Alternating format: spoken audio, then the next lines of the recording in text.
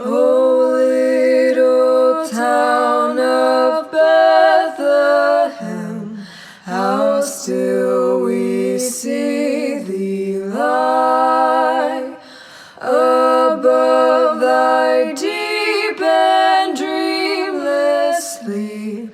The silent stars go by, yet in thy dark street shineth the everlasting light.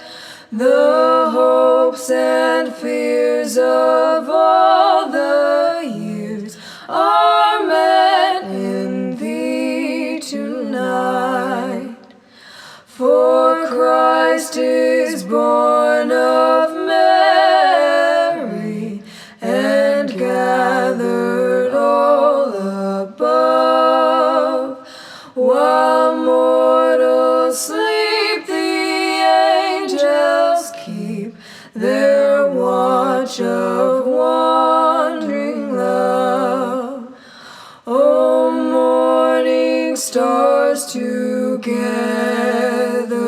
proclaim the holy birth, and praises sing to God the King, and peace to men on earth. How silently the wondrous gift is given. So God imparts to human hearts the blessings of his heaven.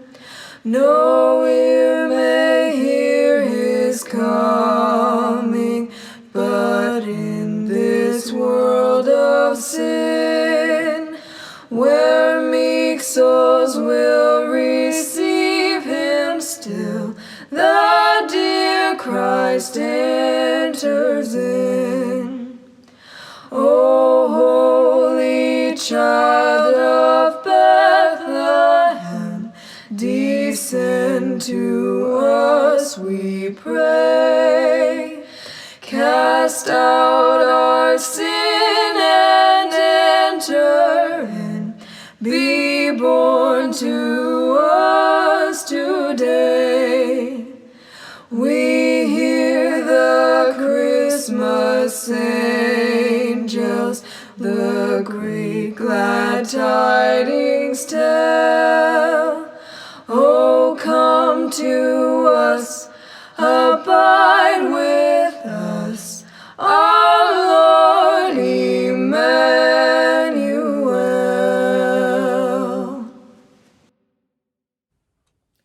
Hi everyone, it's day 3.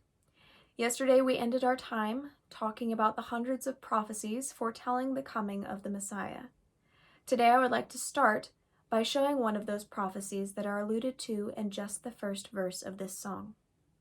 O little town of Bethlehem, both the opening line and the title of this song point to the prophecy in Micah 5:2.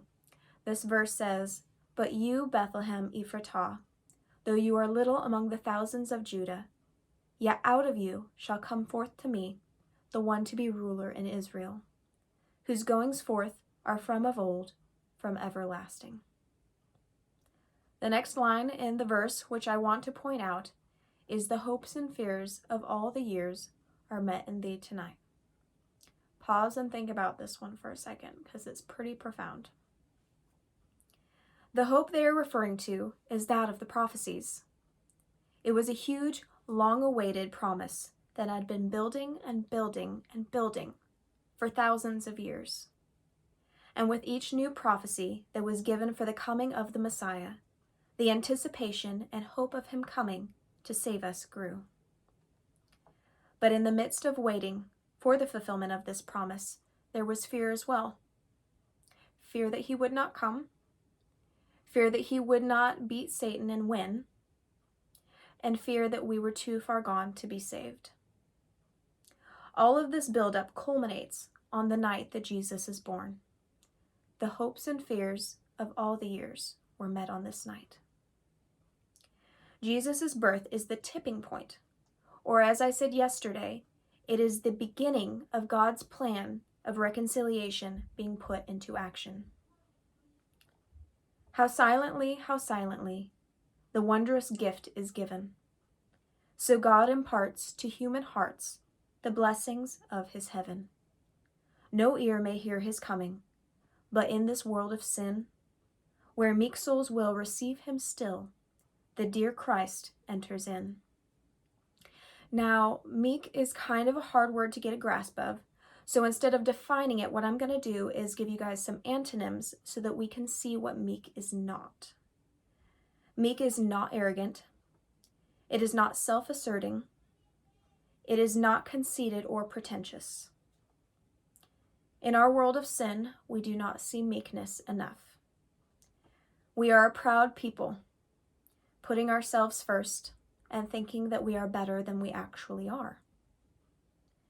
But it is the meek and humble heart which will receive Jesus Messiah, because they have a proper view of themselves, which enables them to see just how much they need him. Let us remember to have a humble spirit so we do not miss the gift of God. The final verse in this song is a prayer. In the beginning it asks, "Descend to us, we pray. Cast out our sin and enter in. Be born to us today." Now, I keep talking about this plan that God has of reconciliation, of peace, but we haven't talked about how he will attain it. This verse hints at it. He has to cast out our sin. Only with sin out of the way can our relationship with God be restored. But how did Jesus cast out our sin? Would you believe me if I told you that other carols answer this question? Well, they do, and we will be going over one of them tomorrow.